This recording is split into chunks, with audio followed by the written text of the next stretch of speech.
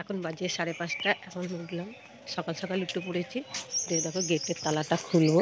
শুভ সকাল বন্ধুরা, আজকে উঠেছি অনেক ভোরে। আর যেহেতু ডাক্তার দেখাতে যাব, তাই সকাল সকাল কাজটা সেরে নেবো বলে একটু ভোরে ভোরে উঠেছি। খুব ভোর বলতে 5টার সময় উঠেছি। ঘরের সব কাজকর্ম হয়ে গিয়েছে। দেখো উঠুন দৌড়ে তালাটা খুলছিলাম, বাথদৌড়ের তালাটা খুলে ছোঁচ দিয়ে নেবো।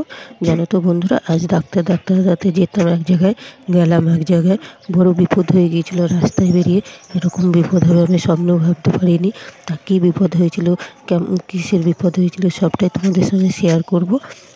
তোমরা প্রথম থেকে লাস্ট পর্যন্ত ভিডিওটা দেখো, আশা করি তোমাদের ভালো লাগবে।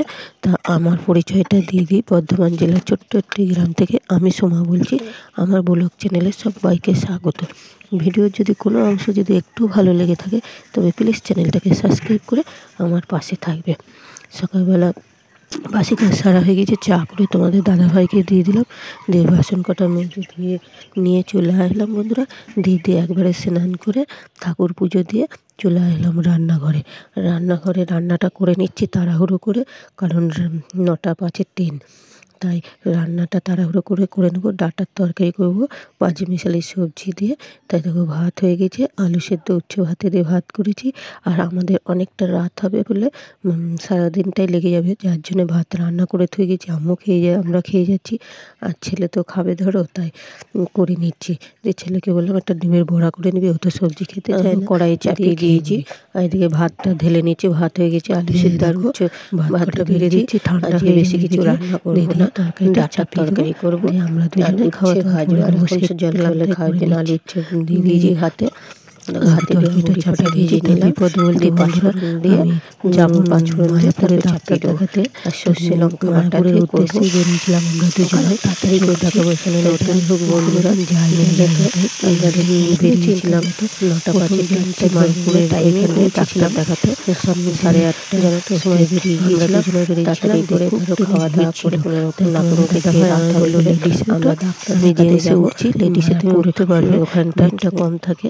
তাই আমি লেডিসে উঠেছিলাম। আমার যে দাদাভাই জেন্টসের কাছে দাঁড়িয়েছিল, তার এতটাই ভিড় ছিল ওখানে, দাদাভাই এই উদ্দেশ্যে গিয়েছিলাম। দুজনে একসঙ্গে বেরিয়েছিলাম পাড়ায়। কিন্তু পরে আমাকে ফোন করে জানাই যে আমি উঠতে পারিনি। দিয়ে আমায় বললো তুমি লেডিসে উঠো, চলে আসবে জেন্টসে উঠবো। দিয়ে আমি ট্রেনে লেডিসে উঠে ভাবছিলাম করবো, ফিরে দিতে যাবো না, ওখানে তো আমি তো চিনি না, পারিনি। বড় স্টেশনে গেলে কি করবো চিন্তায় পুরো রওনা হয়েছি। উঠতে স্টেশন পার হয়ে গেল, টোটোয় চাপছি, যাবো বলে স্টেশনে দিকে যাচ্ছি। তোমার দাদা ভাই আর ট্রেনে উঠতে পারিনি, বিষ্ণুপ্রিয়াতে উঠে পড়েছি। পরে আমাকে ফোন করে জানালো যে আমি বিষ্ণুপ্রিয়াতে পারিনি, নবদ্বীপে ডাক্তার দেখিয়ে নিলাম, যদি লায়ন্স ক্লাব চলে এসো সরকারি হসপিটাল ছিল, দেখো সেখানে। আর যদি অন্য জায়গায় ডাক্তার দেখাতো ডাক্তারটা দেখিয়ে এসো। তখন আমি মনে করছি যদি চলে আসি তাহলে আজই আর চিনি দেখানো হয় মায়াপুরে, তাই আমি চিনি না, একা যেতে পারলাম না। সাহস করে সব কাজ বেশি পয়সা করে বেরিয়েছি, আমি ডাক্তারটা দেখাবো। আমি আর ওখানে তাই বেরিয়ে পড়লাম। লায়ন্স ক্লাবে চলে গিয়েছিলাম। নবদ্বীপ নেমে পড়ে নবদ্বীপ গেছিলাম, মায়ের হয়ে গিয়েছে। বিষ্ণুপ্রিয়া স্টেশনে নেমে তার সেই ডাক্তার আর দেখায়নি, দিয়ে ঘাট পার হতে হয়, নবদ্বীপ ঘাট পার হয়ে তারপরে মায়াপুরের উদ্দেশ্যে। ওইদিকে 12:30 আমি এটা চিনি না, যেহেতু কোনো দেশে যাইনি, একটা সেখানে যাই যেন ট্রেন করবো বাড়ি ফিরে। কিন্তু আমার কাছে টাকা ছিল বলে এটাই আমার বাড়ি ফিরে বাড়ি ফিরবো সুবিধা হয়েছে। তখন টোটে উঠেছি, ট্রেন থেকে নেমে গেলাম। তখন খুব ঝড় আর গিয়েছিলাম ডাক্তার দেখাতে, ঝড়ে চলে যায় গিয়েছিল। লায়ন্স ক্লাবে ডাক্তার একটু ওখানে লাইন পড়ে, তারপর আবার বাড়ি ফিরে। খুব ভিড় ছিল ওখানে, 11টা পর্যন্ত নাম লিখিয়েছিল।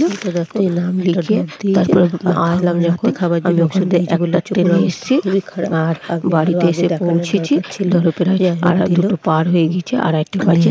তখন বাড়িতে আসলাম, ভাবতে পারিনি, এসে আর কিছু করিনি। ধরো খিদেও পেয়েছিল, সেই 8টার সময় খেয়েছি, ধরো কাটিয়ে দিয়ে চলে এসেছিল। এসে তরকারি ভাত খেয়ে নিলাম আমরা 3 জনে, আর কিছু করিনি। 2:30 বেজে গিয়েছিল, ছেলে দই দিয়ে ভাত খেয়ে নিচ্ছে, আমরা এই তরকারিটা দিয়ে করে ভাত খাচ্ছি, কারণ আর কিছু করিনি। আর দুপুরবেলা এসে করার সময়ও ছিল না, আর খুব খিদেও পেয়েছিল। তা বন্ধুরা এত বেজে গিয়েছে, এসে ধরেছিলাম না, কি বলবো, হাতে টাকা ছিল, তাই কোনো অসুবিধা হয়নি। নাহলে আমাদের আমি খুব বিপদে পড়ে যেতাম। বাড়িতে আমি একটা কাজ করি, আমার কাছে পয়সা সব সময়তেই থাকে, আর বাইরে বেরোতে নিয়ে যায়।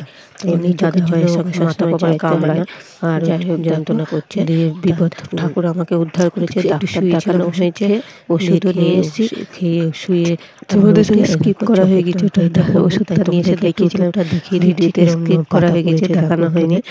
রাত্রেবেলা সন্ধ্যাবেলা আবার চপের দোকান খুলেছিলাম, চপের গাছারা নাও করেছি। কালকে যেহেতু আলু বেরিয়ে গিয়েছিল, তোমরা দেখেছো হয়তো আগের ভিডিওতে, সেসব সবই ছিল ফ্রিজে, সেটা আবার নষ্ট হয়ে যাবে, ফ্রিজে রাখা ছিল, ভালো ছিল সেটা নিয়ে। শুভরাত্রি, সবাই ভালো থাকবেন, সুস্থ থাকবেন। দোকানে চলে এসেছি, দোকানে বেচাকেনা করে আবার বাড়ি ফিরে যাচ্ছি। তখন এখন রাত 9টা বাজে। এখন এই রুটি কটা করবো, দিয়ে দুধ ঝাল দেবো, তাহলেই আমার কাজ হয়ে যায়। দিয়ে খাওয়া দাওয়া করে তারপরে শুয়ে পড়বো। শুভরাত্রি বন্ধুরা, ভালো থাকবেন, সুস্থ থাকবেন, আমার বেশি করে ভিডিও দেখবেন। শুভ